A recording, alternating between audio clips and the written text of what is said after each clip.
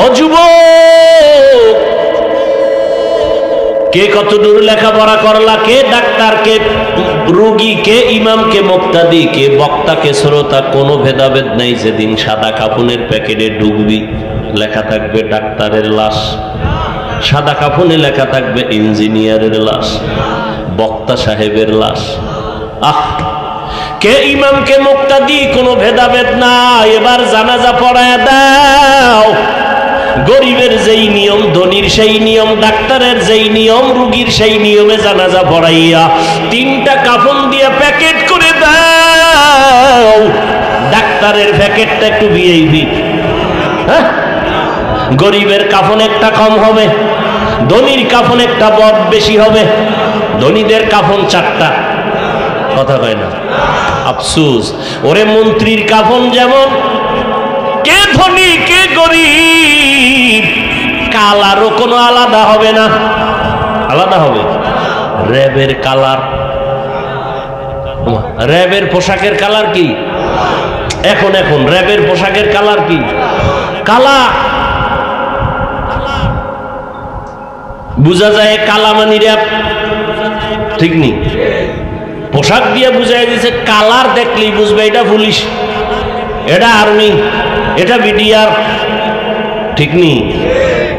কিন্তু সাদা কাফনে যেদিন ঢুকবা পোশাকের কোনো ব্যবধান নাই, সব এক।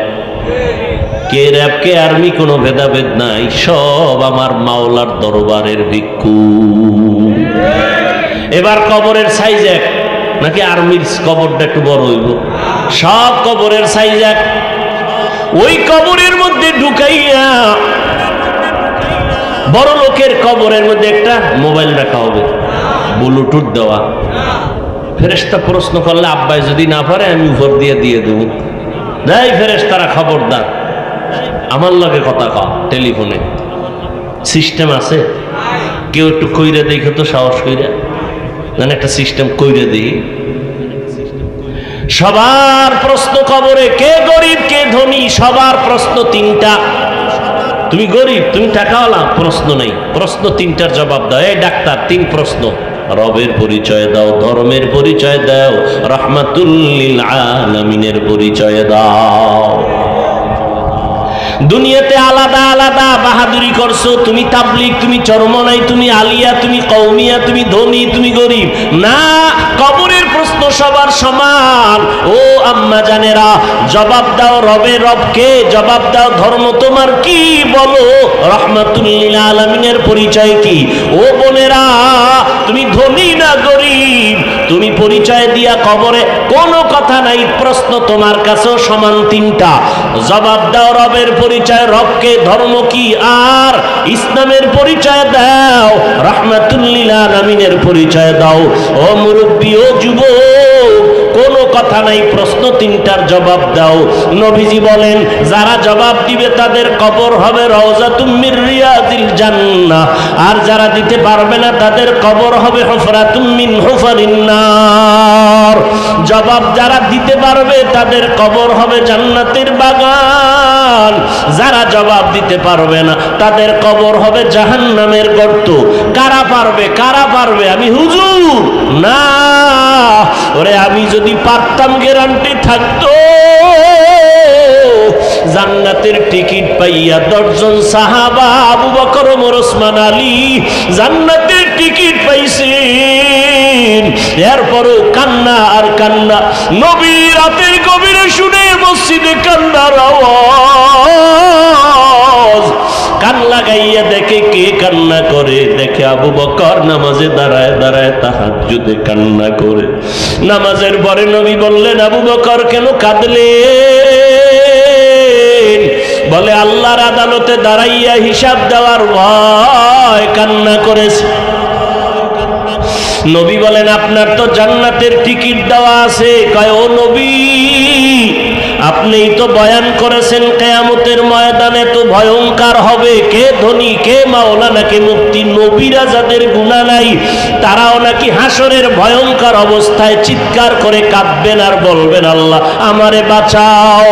আদম নবী কাঁদবেন আল্লাহ আমারে বাঁচাও, মুসা নবী কাঁদবেন আল্লাহ আমাকে বাঁচাও, ইব্রাহিম নবী কাঁদবেন আল্লাহ আমারে বাঁচাও। কোন নবী উম্মতের চিন্তাও করবে না। ও নবী ওই দিন যদি আবু বকরকে আল্লাহ কয় আবু বকর আমার দরবারে কি আমল নিয়ে আসছো, আমি ওই দিন কি জবাব দিব? সব মানুষ থাকবে উলঙ্গ, মাথার উপরে সূর্যের গরম। ওই দিন আমার কি উপায় হবে? এই ভয়ে আমি কান্না করি। নবীরা যদি নাফসি নাফসি বলে কান্না করেন তো আমি আবু বকরের কি উপায় হবে?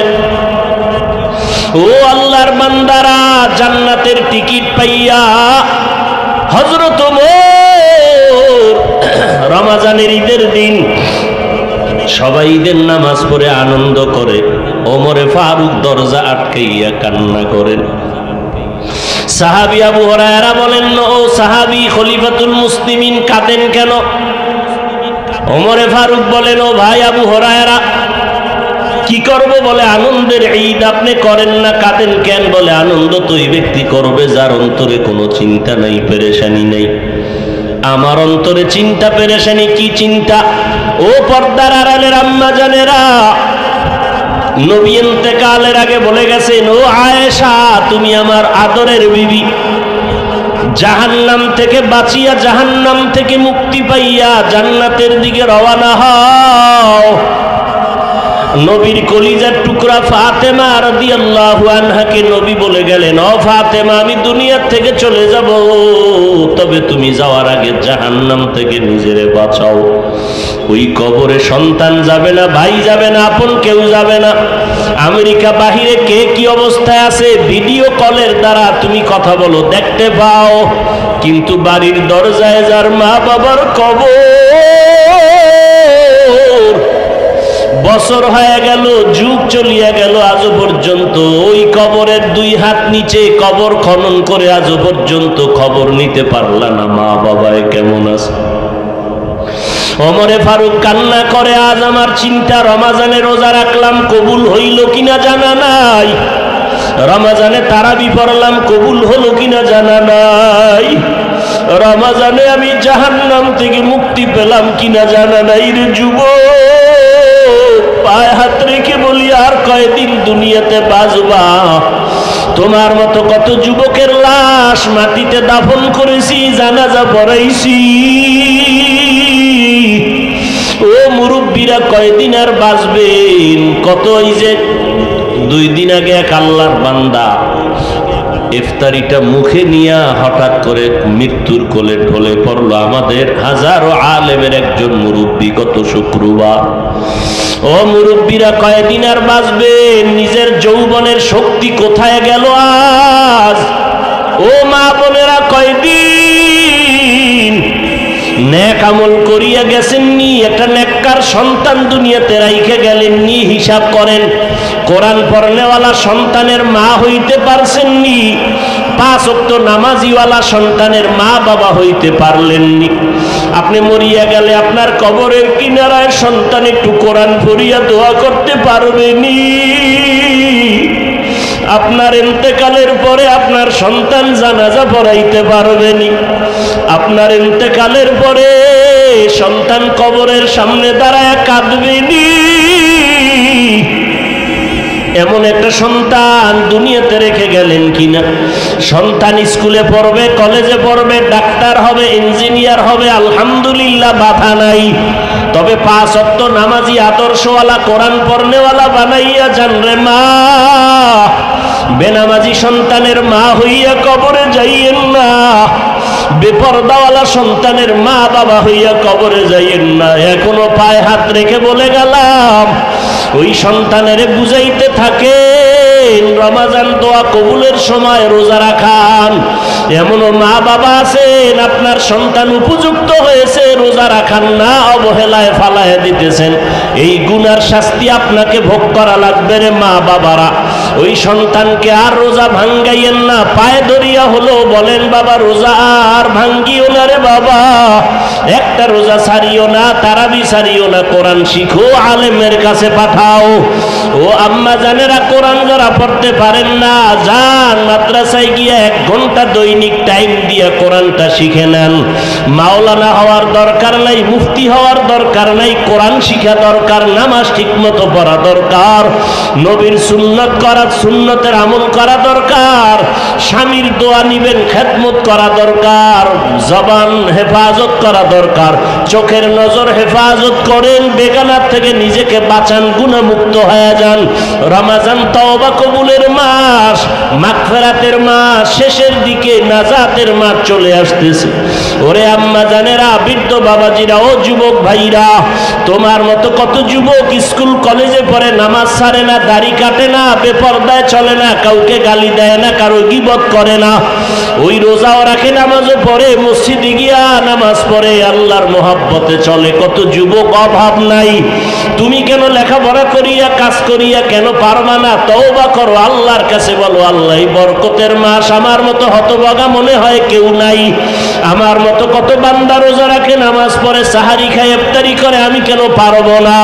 আল্লাহর কাছে তওবা করো, আর নামাজ ছাড়বা না, রোজা ভাঙবা না, বেপরদায় চলবা না। মা বাবার দোয়া নাও, মা বাবায় যদি দোয়া করে রাস্তা খুলে যাবে। মা বাবার দোয়া নাও, মা বাবার কাছে গিয়া দোয়া চাও, মুরব্বীদের দোয়া নিয়ে চলো, উলামায়ে আহলে হকের পরামর্শ নিয়ে চলো, উলামায়ে আহলে হকদের পরামর্শে আমল করো, বাতিলের থেকে নিজে দূরত্ব বজায় রেখে চলো।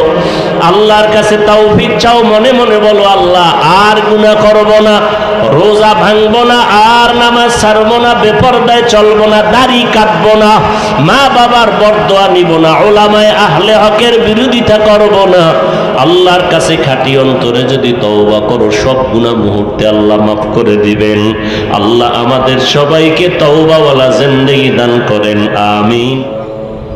ফেরেশতারা আমলনামা তদন্ত করে দেখবেন, জীবনে কোনোদিন আলেমের সাথে সম্পর্ক করে নাই। এবার আল্লাহ বলবেন, শেষ। আমি ওরে দয়া করার একটা সূত্র আছে, দেখো ওর এমন কোন বন্ধু আছে যেই বন্ধুর সাথে কোরআনওয়ালার সাথে সম্পর্ক আছে। ফেরেশতারা এবার বলবে, হ্যাঁ, এই বান্দা জীবনও কোরআন পড়ে নাই, কোরআনওয়ালার সাথে সম্পর্ক করে নাই, তবে এই বান্দার এমন একজন বন্ধু আছে যেই বন্ধুর সাথে কোরআনওয়ালা উলামায়ে আহলে হকের সাথে সম্পর্ক আছে। আল্লাহ বলবেন, আমি একক ক্ষমতার মালিক, আমার নাম রহমান, আমার নাম রহিম। যাও, আমার আলেমের বন্ধুর সাথে বন্ধুর সম্পর্ক, এর বরকতে আজ আমি কঠিন জাহান্নামের আযাব থেকে মুক্তি দিয়া জান্নাত দিয়া দিলাম। আতিনা ফি দারে দুনিয়া না হাসান, আতিনা ফি দারে উকবা না হাসান, ইয়া গিয়াসাল মুস্তাগীসিন ইহদিনা লিফতিখারা বিল উলুমি ওয়াল গিনা। হর গড়ি দে নেকো তু তৈয়ার হে, झूना मंगे उससे तू बेजार है। আল্লাহ বলেন, আমাকে ভয় করার মতো ভয় করো, তথা সাধ্য মতো ভয় করো। ভয় করার মানে আমার মোহাব্বত তৈরি করে গুনাহ থেকে নিজেকে বাঁচাও। আর এই ভয় বা তাকওয়া অর্জন করার একমাত্র মাধ্যম হলো আমার প্রিয় বান্দা যারা ওলি আউলিয়া, তাদের বন্ধু হও। তাদের নজর লাগলেই অন্তর তোমার ধুলাই হয়ে যাবে। আল্লাহওয়ালাদের নজর, ওলি আউলিয়াদের নজর যদি পড়ে যায়, তোমার কলব দ্রুত গতিতে পরিষ্কার হয়ে যাবে। কারণ তাদের নজরের মধ্যে আমি আল্লাহর দেওয়া কুদরতের পাওয়ার আছে, পাওয়ার। قال النبي صلى الله عليه وآله وسلم ইত্তাকু ফিরাসাতাল মুমিন ফাইন্নাহু ইয়ানজুরু বিনুরিল্লাহ। নবীজি বলেন, ও উম্মতের দল, আল্লাহর প্রিয় বান্দা জমিনে মুমিন একদল আছে, এদের অন্তরের এত পাওয়ার, এই পাওয়ারের প্রশস্ততার থেকে তোমরা সাবধান। এরা এই পাওয়ার দিয়া যা দেখে তুমি তা কখনো দেখো না। এরাই অন্তরের পাওয়ার দিয়া যা দেখে তোমরা দেখো না। পয়গম্বরের সাহাবী ওমর ফারুক রাদিয়াল্লাহু তাআলা আনহু খলিফাতুল মুসলিমিন, খোলাফায়ে রাশিদিন, দ্বিতীয় খলিফা। 10 জন সাহাবা জান্নাতের টিকিট পেয়েছেন। এর মধ্যে দ্বিতীয় হযরতে ওমর, প্রথম হযরত আবু বকর। হযরত ওমর ফারুক রাদিয়াল্লাহু তাআলা আনহু পয়গম্বরের সাহাবী, খুতবা দিতেছেন শত শত মাইল দূরে। পাহাড়ের পাদদেশে একদল সাহাবায়ে কেরামের কাফেলা শত্রুর মোকাবেলায় দাঁড়ানো, ওই পাশে শত্রু গেলেই মারবে। ওমরে ফারুক খুতবার মধ্য থেকেই হঠাৎ করে একটা অন্য আওয়াজ দিয়ে বললেন, ইয়া সারিয়া আল জাবাল। 3 বার বললেন, ইয়া সারিয়া আল জাবাল, এই সারিয়া, পাহাড় পাহাড় পাহাড়। খুতবার মধ্যে মসজিদে নববীতে আওয়াজ দিছেন শত শত মাইল দূরের থেকে সারিয়া। পরবর্তীতে জিজ্ঞাসা করার পরে বলে, কাছে বৈশা বললে যে যেইভাবে শুনি এভাবে আওয়াজ পেয়েছি। বুঝেন নাই? ইব্রাহিম নবী বাইতুল্লাহ নির্মাণের পরে আজান দাও, আমার এই আওয়াজ যার কলবে গিয়া লাগবে সে বাইতুল্লাহ না ধইরা মরবে না। ইব্রাহিম বলেন, ও আল্লাহ, আজান দিব আমি, এ আওয়াজ কেমনে যাবে সারা দুনিয়ায়? কয় শুধু দুনিয়ায় না, রুহের জগতের রুহেদের মধ্যে যাবে। বলে কেমনে? বলে আওয়াজ দেওয়ার দায়িত্ব তোমার, পৌঁছানোর দায়িত্ব আমার।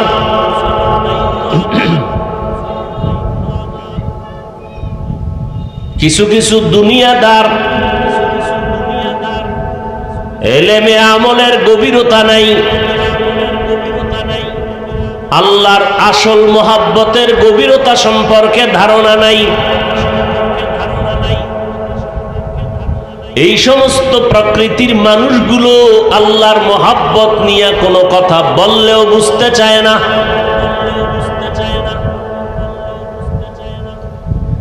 আল্লাহ এক, বাকি সব গায়রুল্লাহ বা মাখলুক। গোটা মাখলুকতের ভেতরে আল্লাহর কাছে সর্বোৎকৃষ্ট হলো মানুষ। কি বানর দামি না মানুষ দামি? আবার এই মানুষের ভেতরে যারা আল্লাহর ইবাদত করে অধিক মোহাব্বত নিয়ে তারা আরো দামি। তাহলে মোহাব্বতের বস্তুটাকে আল্লাহ পাক বেশি কিছু দেওয়ারই তো কথা। আল্লাহর তো ছেলে নাই মেয়ে নাই যে তারে কিছু দিবেন। আল্লাহর আপন মানুষ, আল্লাহর এই মানুষের মধ্যে আরো আপন যারা আমলে ইলমে তাকওয়ায় আগানো, আল্লাহ তাদেরকে দিবেন না স্পেশাল পাওয়ার তো কাকে দিবেন? সুলাইমান পয়গম্বর জমিন থেকে 9 মাইল উপরে সিংহাসন, বাতাস হলো তার সিংহাসনের গতি পরিচালনার জন্য, বাতাস হলো তার মূল মাধ্যম। 9 মাইল উপরে সিংহাসন, সুলাইমান নবী আছে, জিন আছে, সব আছে, বিশাল সিংহাসন। হঠাৎ গর্তের এক পিপিলিকা জমিনের মধ্যে আর এক পিপিলিকার জাতিরে বয়ান করতেছে, ইয়া আইয়ুহান নামলা দুখুলু মাসাকিনাকুম, এই পিপিলিকার জাত ঘরে ঢোক। সুলাইমান নবীর বাহিনী যাইতেছে, এর তলে যদি বড় মরে যাবি, তাড়াতাড়ি আত্মগোপনে যাও, আশ্রয় নাও। সুলাইমান নবী আওয়াজ পাইছেন, পিপিলিকার আওয়াজ 9 মাইল উপরে। সুলাইমান নবী ফাতাবাসসামা, মুস্কি হাসলেন আর বললেন, এই সিংহাসন থামো, জমিনে ল্যান্ড করো, নামো, নিচে নামো। এবার পিপিলিকার ঘটনায় আশ্চর্য হয়ে গেলেন পয়গম্বর সুলাইমান।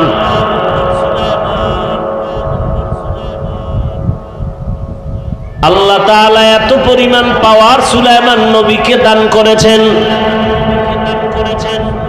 পয়গম্বর সুলাইমান পিপিলিকার আওয়াজ 9 মাইল উপর থেকে শুনলেন।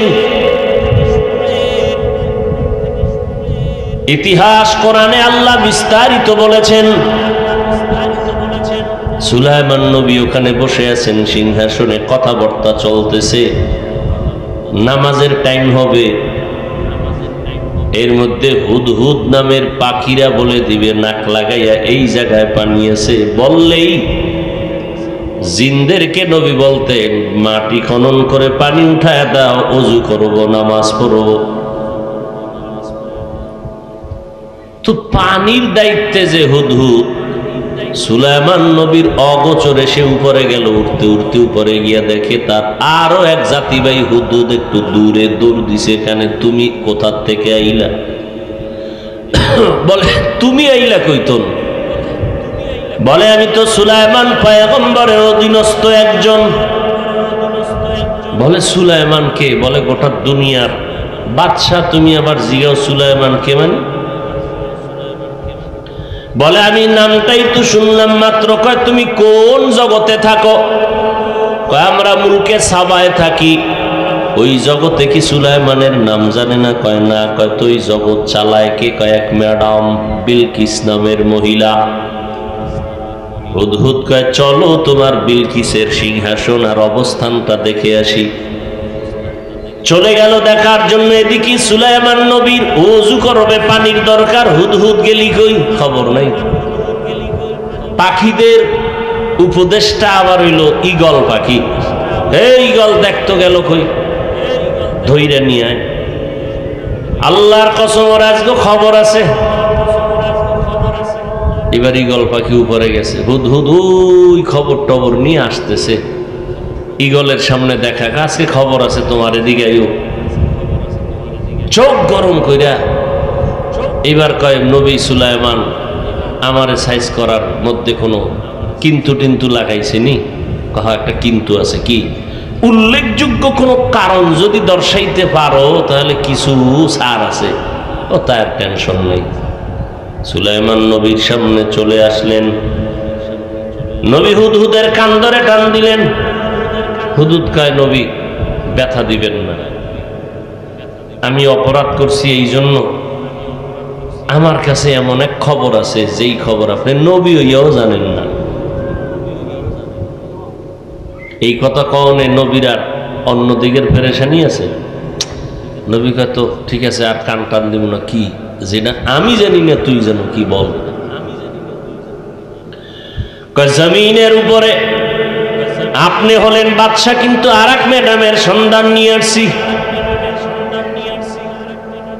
কাহিনীটা এনে শুই না। বলে, তুই সত্যি বললি না মিথ্যা বললি? আমার চিঠি নিয়ে যা, জবাব নিয়ে আয়। সুলাইমান নবী সিল লাগাইয়া চিঠি লিখলেন, ইন্নাহু মিন সুলাইমান ওয়া ইন্নাহু বিসমিল্লাহির রহমানির রহিম। চিঠি লিখে দিয়া দিলেন, বিলকিসের কাছে পৌঁছাইয়া দাও। এবার হুদহুদ চিঠি নিয়ে গেল। বিলকিস যেখানে ঘুমায় মখমলের চাদরের মধ্যে ওই বরাবর একটা ছিদ্র আছে। ছিদ্রটার থেকে সূর্যের আলো সকালবেলা আসলেই সজাগ হয়ে সেজদা দেয় সূর্যরে। সূর্যরে সেজদা দেওয়া এটা শুকর, নেয়ামত না হারাম? হারাম। সেজদা পাবেন কে? একমাত্র আল্লাহ। হুদহুদ চিঠিটা বিলকিসের বুকের উপরে রাইখা ওই যে ছিদ্র দিয়া সূর্যের আলো আইবে এটারে পাখা দিয়ে আটকাই বয়ে রয়েছে।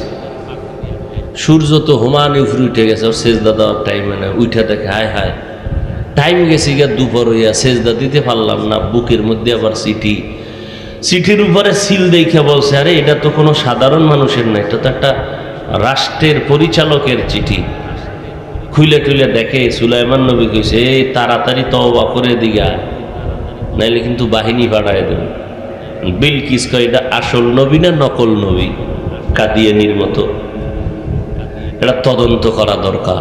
যাও তোমরা একদল বাহিনী সেই সুলাইমানের দরবারে যাও, মিটিং টিটিং কইরা যা কইছে সব মেমোরিতে রেকর্ড করে ফেলাইছে হুদহুদ।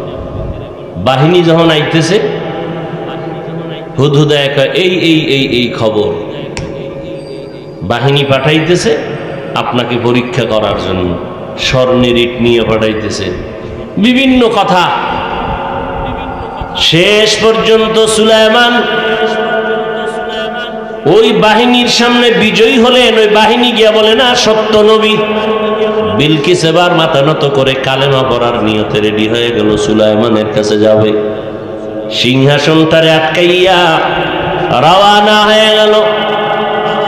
পয়গম্বর সুলাইমান হুদহুদের মাধ্যমে জানতেছেন বিলকিস আসতেছে, কাছাকাছি আসতেছে।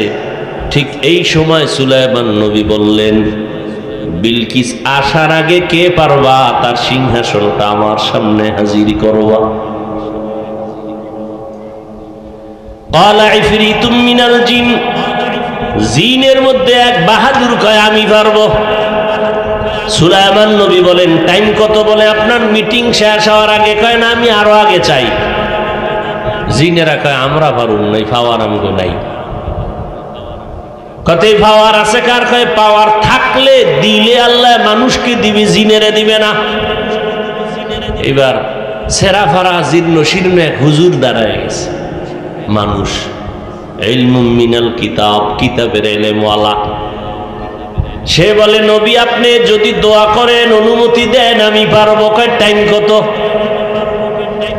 টাইম হলো আপনি চোখ বন্ধ করবেন, খুলবেন, দেখবেন সিংহাসন হাজির। পাওয়ার দিছে কে? মানুষকে না জিনকে? মানুষকে। এই কথা যারা বুঝে না এরা ওলি আউলিয়াদের কারামত বিশ্বাস করে না, এরা ভণ্ড। ওলি আউলিয়া মানে না, একদল আছে নির্লজ্জের মতো বলে ফেলে আমরা ওলি মানি না, আউলিয়া মানি না। তা আমি তো বলি তারা কোরআন মানে না, হাদিসও মানে না। আর কোরআন হাদিস না মানলে সে পাক্কা মুমিন। হ্যাঁ, সাবধান। ওলি মানতে হবে, কথা আছে বুখারী শরীফে। এখন যাবা কই চান্দু? তুমি তো অন্য হাদিস মানো না, তোমার উপরে খোদার গজব পড়ছে, এই জন্য তুমি শুধু বুখারী বুখারীর তসবিহ পড়ো। তা তো ওলি মানতে হবে, কথা আছে বুখারীতে। আউলিয়া মানা লাগবে, কথা আছে কোরআন শরীফে।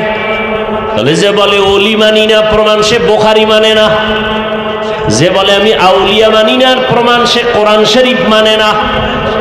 এই ইমানদার হওয়ার জন্য কোরআন পুরা মানা লাগবে, আর বেঈমান হওয়ার জন্য কোরআন পুরা অস্বীকারের দরকার নাই, একটা শব্দ অস্বীকার করলে বেঈমান।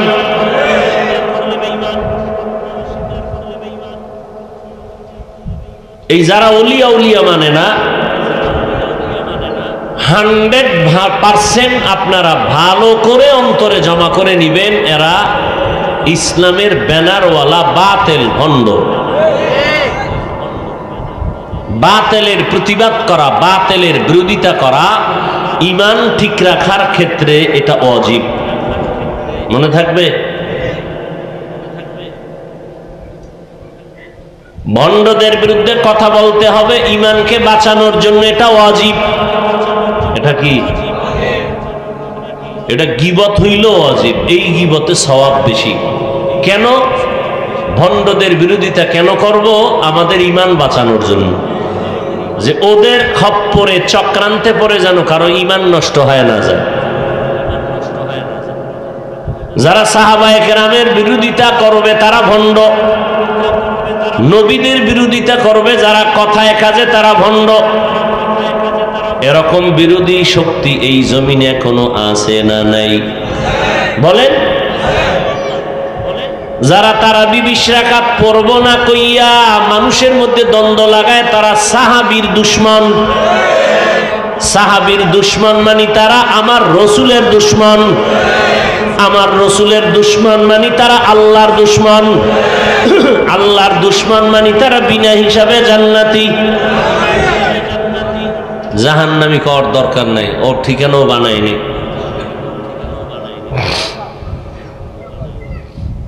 ভাইরা আমার, আরে ভাই আপনি দাড়ি রাখেন না, এটা হলো একটা ভিন্ন কথা। আপনি যদি দাড়িকে অপছন্দ করেন তার আপনার ঈমান নেই। কথা বুঝেন কিছু? আপনি নামাজ পড়েন না সেটা ভিন্ন, কিন্তু যদি বলেন নামাজের দরকার নাই তা আপনি বেঈমান। কথা বুঝেননি? আপনি 20 রাকাত তারাবি পড়বেন না, তারাবি পড়েন না সেটা ভিন্ন, কিন্তু 20 রাকাত মানি না এই কথা বেঈমান হওয়ার কথা। 20 রাকাত তারাবি পড়ছেন নবী, আপনি মানি না কোন কেন? আপনি পড়বেন না সেটা আলাদা, পড়বো না মানবো না এই গাদ্দারি কেন? আপনি পড়তে পারেন না সেটা ভিন্ন, আপনি 10 রাকাত পড়েন, 6 রাকাত পড়েন, কোনো জরুরতে চলে গেছেন সেটা আলাদা। আপনি পড়বেনই না, মানবেন না এই 20 রাকাত, তাহলে আপনি তো ওমরের সাথে যুদ্ধ ঘোষণা করলেন। আর নবী কইছে আমাকেও মানতে হবে, আমার খোলাফায়ে রাশিদিনকেও মানতে হবে। তাহলে নবীর কথার সাথে আপনি যুদ্ধ ঘোষণা করলেন না? তো নবীর কথার সাথে যুদ্ধ ঘোষণা করে আপনি জান্নাত পাবেন তাড়াতাড়ি বিনা হিসাবে। মনে মনে মন কলা খাইতেছেন না? আল্লাহ হেদায়াত দান করুন। তাহলে ভণ্ডদের বিরোধিতা করা এটা সুন্নত, বাতিলের বিরোধিতা করা কি বলেন না কেন? সুন্নত। বাতিলের বিরুদ্ধে কথা বলা, বলেন বাতিলের বিরুদ্ধে কথা বলা, মুনাফিকের বিরুদ্ধে কথা বলা সুন্নত, ভণ্ডদের বিরুদ্ধে কথা বলা সুন্নত। কিন্তু এই ভণ্ডরা আপনাদের জেহেনকে, ব্রেনকে ওয়াশ করার জন্য বলে যে ওরা নিজেদের ভালো প্রচার করার জন্য, প্রকাশ করার জন্য বলে আমরা হিংসা করি। তাহলে তুমি কি বলবা? নবী যে মুনাফিকের বিরুদ্ধে, আল্লাহ কোরআনে মুনাফিকের বিরুদ্ধে কথা বলেছেন, নবী হাদিসে মুনাফিকের বিষয়ে কথা বলেছেন, বাতিলের বিরুদ্ধে রাসূল যুদ্ধ করছেন না? নবী কি বলবা? হিংসা নবীর মধ্যে? সাহাবায়ে কেরাম যুদ্ধ করেন নাই? বাতিলের মোকাবেলা করেন নাই? মিথ্যা নবুয়তের দাবিদারের বিরুদ্ধে আন্দোলন করেছেন।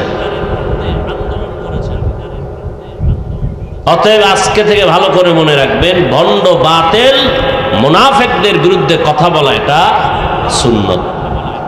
শর্ত বা উদ্দেশ্য থাকতে হবে ঈমান বাঁচানো। উদ্দেশ্য কি? কাউকে আঘাত করা না, উদ্দেশ্য হলো ওদের চক্রান্তে যে কি যেন কেউ ঈমানকে নষ্ট না করে। তারাবি যারা 8 রাকাত পড়বে, কম পড়বে না পড়বে দ্বন্দ্ব নাই, হিংসা নাই, কিন্তু যদি বলে তারাবি আমি 20 রাকাত মানি না, তাহলে আমরা বলবো সে বাতিল। সে কি? বাতিল।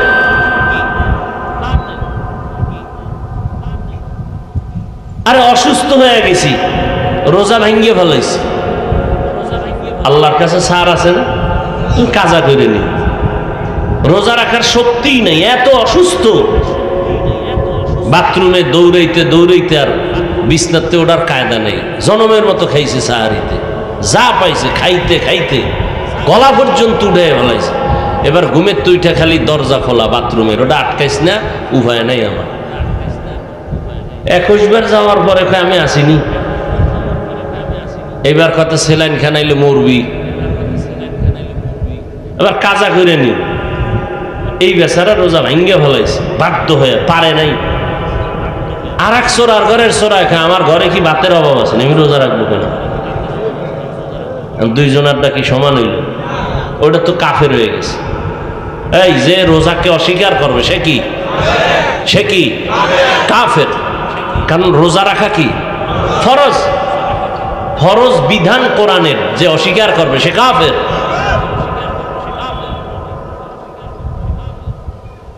কি আজীব বিষয়। 20 রাকাত তারাবি পড়া সুন্নতে মুআক্কাদা, এরপর উপরেও আছে 50-এর তারাবির কথাও আছে, 40-এর উপরে তারাবির কথা আছে,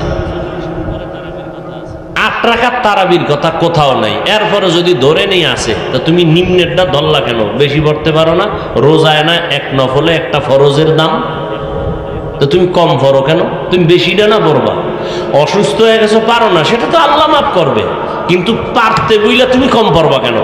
তোমার মাজায় সমস্যা, মলম লাগাও, চিকিৎসা করো। তোমার কারণে অন্য মানুষের ইবাদত দুর্বল হবে কেন? মানুষের ইবাদতের স্পিরিট কমে যাবে কেন?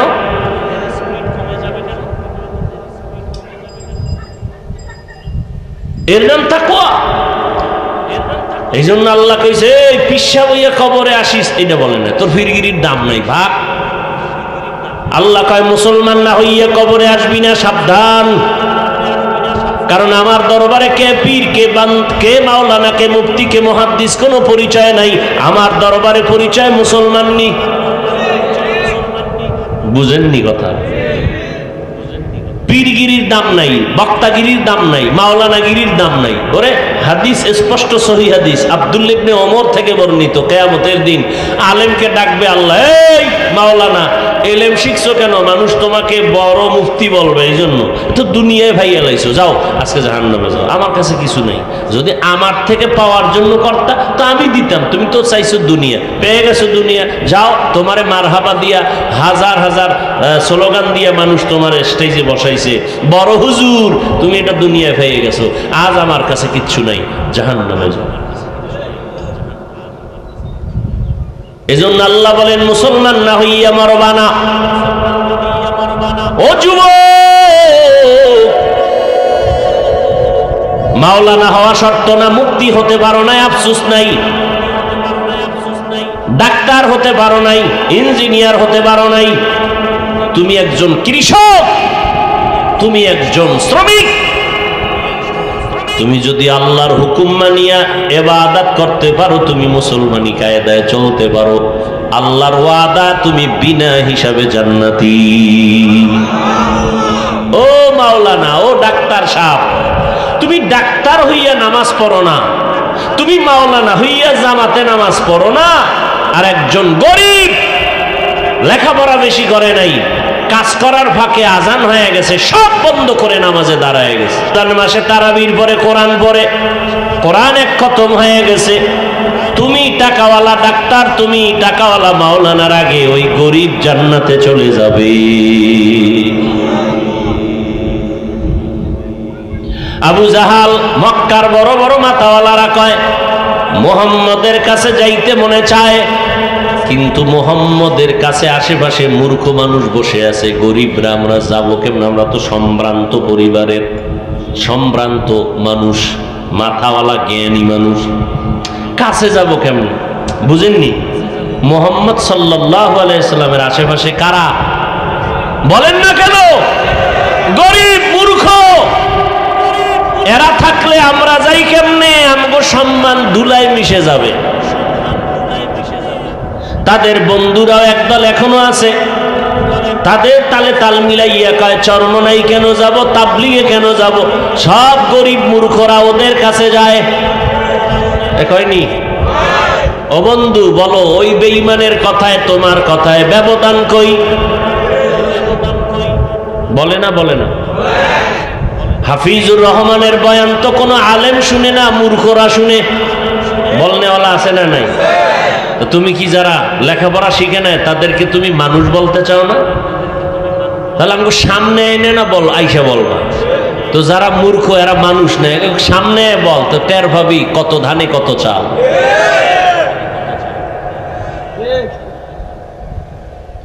মানে মূর্খ যারা, গরিব যারা, মানে এদেরকে কোনো বয়ান শোনানো যাবে না। কি পরিমাণ হিংসা অন্তরে! আর আমরা হিংসা করি, কি পরিমাণ হিংসা অন্তরে জমা করে বলে আমাদের বয়ান আলেমরা বয়ান শুনবে কেন?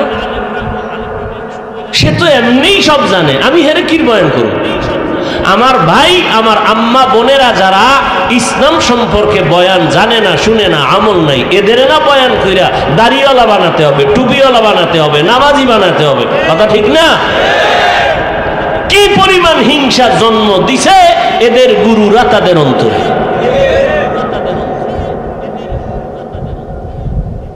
হ্যাঁ, বড় আফসুস, ওই বেঈমানেরাও কয় মোহাম্মদ নবীর কাছে মনে চায় যাইতে। বুঝেন নাই? মনে চায় যাইতে, কিন্তু যাই কেমনে? সব মূর্খরা চাইরদিক দিয়ে আটকায় রাখছে। আমরা ধনী, আমরা মাথাওয়ালা, জ্ঞানী, কেমনে যাব? আর নবী কি দোয়া করলেন? ও আল্লাহ, আমি গরিবী হালাতে মরব, তুমি আমারে গরিবের সাথে জান্নাত দিও। আমি গরিবের সাথে হাসরের ময়দানে উঠব। নবী কয়, ও গরিব, অন্তরকে দুর্বল করবি না, ধনী লোকের 500 বছর আগে জান্নাতে যাবি। গরিবেরা চরমনাই যায়, দেওবন্দি যায়, গরিবেরা তাবলিগে যায়, আমরা ধনীরা যাব কেন? মূর্খরা যায়, আমরা যাব কেন? তোমার শিক্ষার কোনো ভ্যালু আছে? তোমার এলেমে যদি আল্লাহর ভয় অন্তরে ঢুকাইতে না পারে, ওই এলেম নিয়ে তুমি জাহান্নামে যেতে হবে। তোমার শিক্ষায় যদি আল্লাহর ভয়, হিংসা দূর করতে না পারো, তোমার ওই শিক্ষা এলেম দিয়া জাহান্নামে যেতে হবে। তুমি এলেমের বড়াই করো, তোমার ওই এলেম তোমাকে জাহান্নামে নিবে। এলেমের দ্বারা যদি তুমি গুনাহ থেকে বাঁচতে না পারো, সেই এলেম তোমাকে জাহান্নামে নিবে।